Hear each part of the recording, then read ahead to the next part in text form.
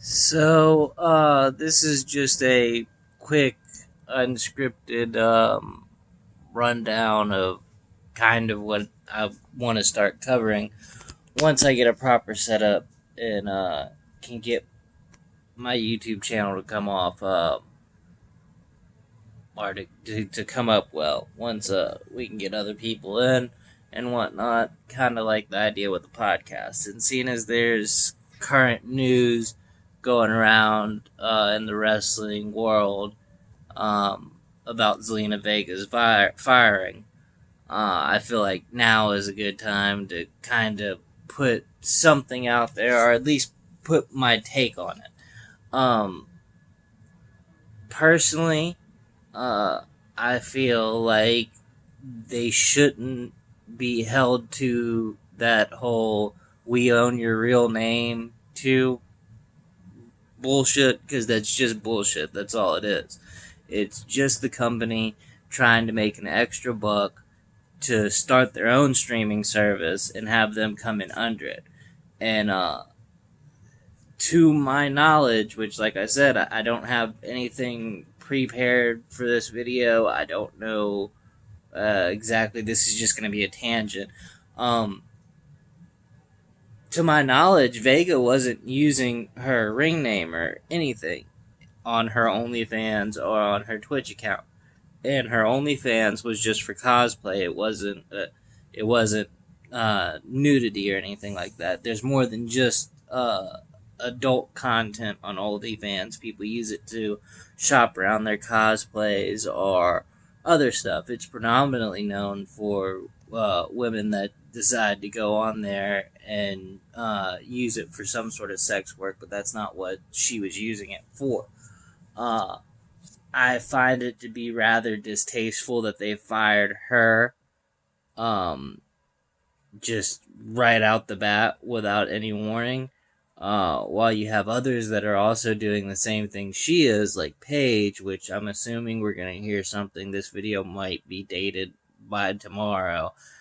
Paige is still streaming and still has a WWE contract, but some of these women are making more money with their social media presence than they would with WWE, Vega included.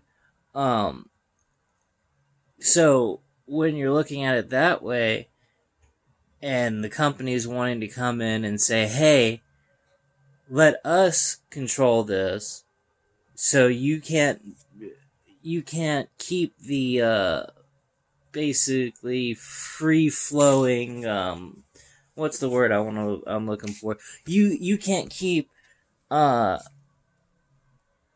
being as candid with your audience as you were, because WWE is now going to be watching over that. It's going to be a part of the company. So if stuff isn't just straight up scripted, there's definitely going to be a what you can say and what you can't. I know that AJ Styles supposedly got in trouble for revealing some stuff behind the scenes on his Twitch that he wasn't supposed to, and that might have been one of the big calls for this. But I think it's just another cheap money grab for him. And this whole it's going towards their downside guarantee doesn't really count for anything whenever that's not a part of their contract to begin with. Their downside guarantee is, but this whole third party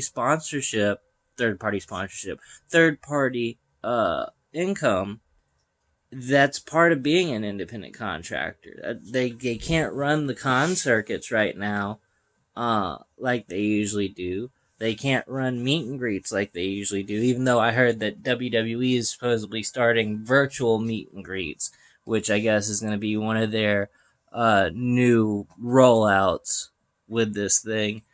I just think that it's completely absurd that a company that's worth that much is taking such petty measures in a time where there's true alternatives. I think Zelina Vega has a 90-day no-compete clause, so she can't show up in any other promotions for 90 days. I'm pretty sure she can't talk about it for 90 days either, so no podcasts or anything like that.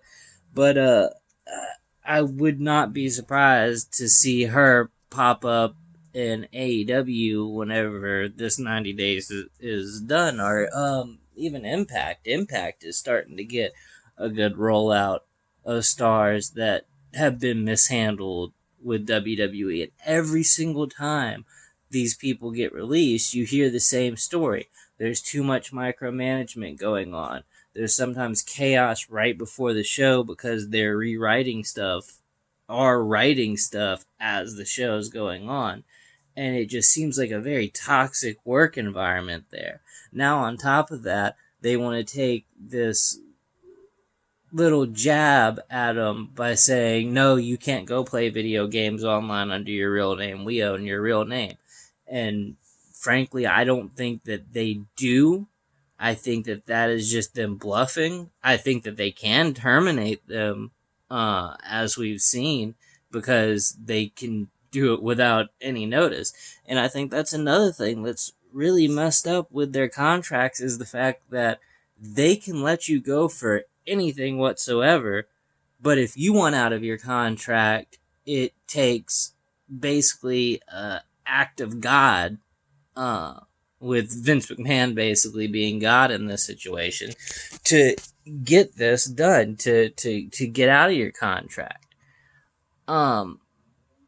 So either they need to make it easier for them to get out of their contracts whenever they pull moves like this, or they need to kind of back off this third party thing, because all it's going to do is lead to more unrest in the locker room and lead to more people being unhappy where they're at, which we've already heard reports of a bunch of people being unhappy where they're at and just waiting for their contract to expire. I mean, you're going to have your lifelong WWE guys, your Roman Reigns, and so on and so forth. I think AJ Styles recently said that he's not going to wrestle for anybody other than WWE. Daniel Bryan is on his last run, and of course it's with WWE. But what about somebody like Aleister Black, which is Zelina Vega's in real life husband? What does that leave him to do? Well, we've seen what happened with Lana when they let go Rusev, and Rusev showed up as Miro in AEW. Now Lana's getting shoved through and put through announce tables weekly, and as hilarious as it is, you kind of wonder, are they doing this because her husband went to the opposition? And on top of that, they're pairing Lana with a woman that's known for injuring other people, and if I'm not mistaken, has injured other people in table spots, and they keep having her go through it. So I don't want to think that they're that malicious that they're like, hey, let's pair with the girl that hurts a bunch of people. That'll really stick it to them. Supposedly what's been going on is they're trying to push to make her a baby face, to turn her from her character, which was kind of heelish, but to me it was a little bit more of a tweener than anything. And they're trying to make her this resilient, never give up type character, but I'm not buying that that's what they're actually doing, and I don't think most fans that actually are deeply invested in this believe that either. I think that is just booking her because her husband went somewhere else. We saw the same thing with Renee Young. Renee Young got a significantly smaller role in the company whenever Dean Ambrose left and became Jon Moxley. And she's even spoken out about how she was treated differently after that happened. Like I said, I don't have anything up right now, so I can't cite all of these sources. You're gonna have to go off of the word of a fucking talking head that's just now trying to get into this type of coverage, trying to dip my toes in before I go all in. But this is just kind of my take on the whole situation. I think that they really did Zelina Vega wrong, and I think that all that's going to happen from this is there's going to be more unrest in the locker room, and there's going to be more problems brought up and solved whenever they launch their own service, their own streaming service. I don't think that anyone honestly believes it's going to be a better alternative to what they were already doing. I think everyone just knows that Vince is going to have it his way, and if he doesn't have it his way, he's going to make life hard for the talent. And it's really at this point, I mean, you might have seen my post about the boycotting WWE thing. That's something that's popped up on wrestling Twitter a lot. Some people are talking about not watching it at all because of this. I don't know if I'm going to fall into that bandwagon. I mean, Raw's on right now, and I haven't switched it on. It's recording. I'll probably still end up watching it. Probably see Lana go through the table for the 8th or 9th week in a row.